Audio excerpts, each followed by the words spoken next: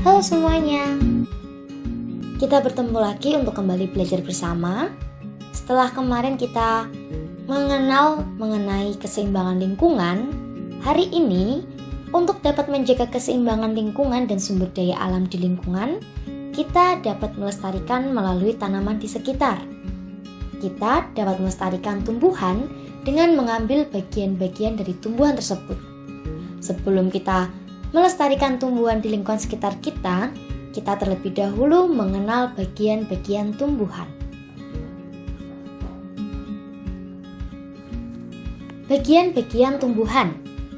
Untuk menjaga keseimbangan sumber daya alam di lingkungan, kita dapat melestarikan tanaman di sekitar kita. Kita dapat melestarikan tumbuhan dengan mengambil bagian-bagian dari tumbuhan tersebut. Secara umum, bagian-bagian tumbuhan digambarkan seperti gambar di samping. Berikut ini bagian-bagian tumbuhan terdiri dari akar, daun, dan juga batang, serta terdapat bunga maupun biji. Daun adalah bagian tumbuhan yang berbentuk lembaran dan tumbuh pada cabang-cabang batang. Sedangkan akar, bagian tumbuhan yang tertanam dalam tanah atau beberapa ada di atas permukaan tanah, dan juga batang, bagian tumbuhan yang berada di atas tanah. Kita akan mempelajari satu persatu mengenai bagian-bagian tumbuhan. Yang pertama, akar. Seperti gambar yang tertera, bagian tumbuhan akar itu tertanam dalam tanah atau beberapa ada di atas permukaan tanah. Fungsi dari akar menyerap air dan zat hara dari dalam tanah, menguatkan berdirinya tumbuhan pada tempat tumbuhannya, menyimpan cadangan makanan, dan juga akar tumbuhan dapat membantu penyerapan oksigen di udara, misalnya pada tumbuhan bakau.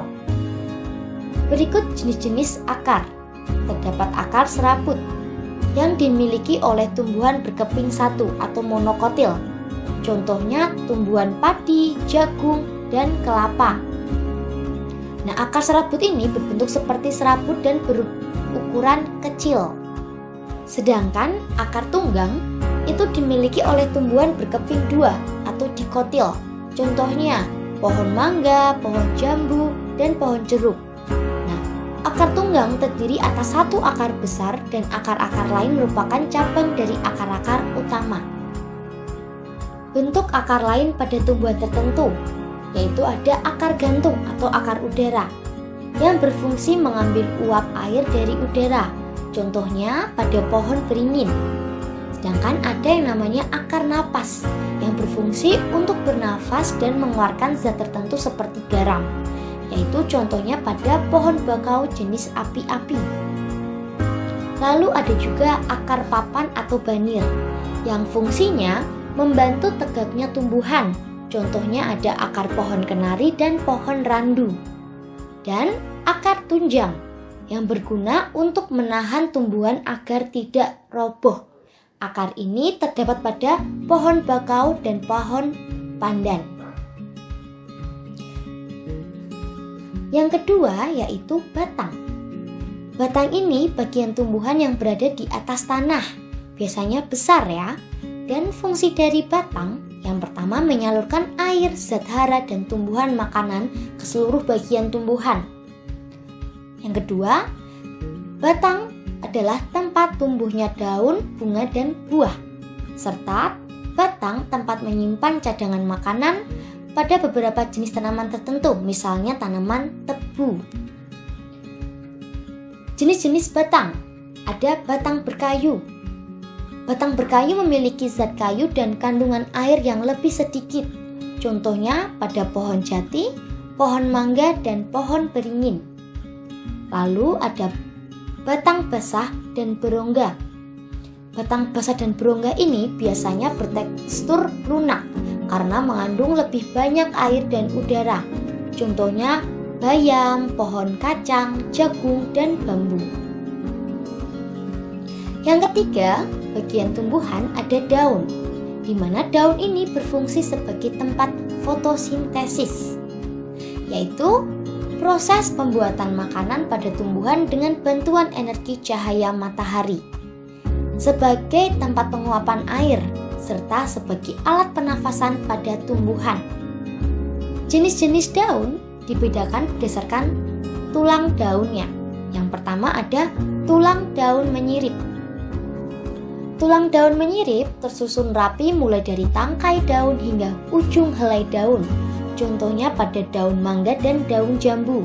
Sedangkan tulang daun melengkung berbentuk seperti garis-garis melengkung yang terdapat pada daun sirih, daun gadung, dan daun genjer. Yang ketiga ada tulang daun menjari. Satu tulang daun besar dan bentuk daunnya pun berbentuk seperti jari. Contohnya pada daun singkong, daun pepaya, dan daun jarak. Lalu ada tulang daun sejajar yang berbentuk seperti garis-garis sejajar mulai dari pangkal daun hingga ujung daun. Biasanya daun ini ada pada daun jagung, tebu, padi, dan alang-alang. Bagian tumbuhan yang keempat ada bunga. Bunga ini berfungsi sebagai alat perkembangbiakan. Bagian-bagian bunga, silakan melihat bagian gambar yang tertera. Berikut ini bagian-bagian bunga. A merupakan tangkai bunga, yaitu bagian bunga yang ada di bagian bawah bunga. Tangkai ini berperan sebagai penopang bunga dan sebagai penyambung antara bunga dan batang atau ranting. Yang kedua, yaitu B, adalah kelopak bunga, bagian yang melindungi mahkota bunga ketika masih kuncup. Biasanya bentuk dan warnanya menyerupai daun. Sedangkan C yaitu mahkota. Mahkota bunga memiliki warna yang bermacam-macam sehingga bisa disebut sebagai perhiasan bunga.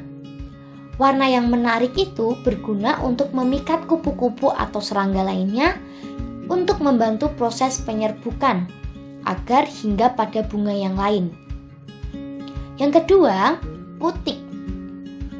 Putik atau alat kelamin betina.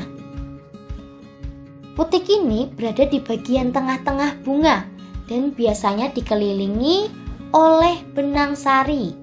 Putik terdiri atas kepala putik, yaitu tempat terjadinya proses penyerbukan, dan tangkai putik di bagian yang akan ada menjadi buah dan biji.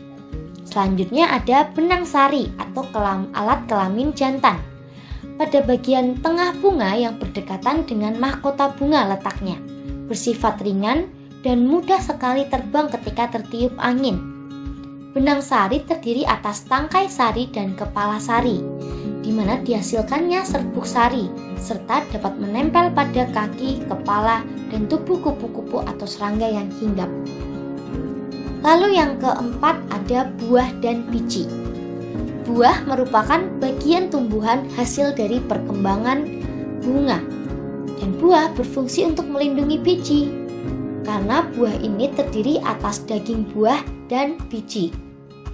Putik yang telah diserbuki oleh serbuk sari akan berubah menjadi biji, dan biji ini nantinya akan ditutupi oleh daging buah. Anak-anak, selain tumbuhan, hewan juga merupakan salah satu komponen dari keseimbangan lingkungan. Hewan juga merupakan sumber daya alam yang perlu terus kita jaga keseimbangan dan kelestariannya. Jika tidak, maka hewan-hewan tersebut akan menjadi langka dan punah. Minggu depan kita akan kembali mengenai bagian-bagian tubuh hewan yang menjaga keseimbangan lingkungan. Terima kasih atas perhatiannya. Sampai jumpa.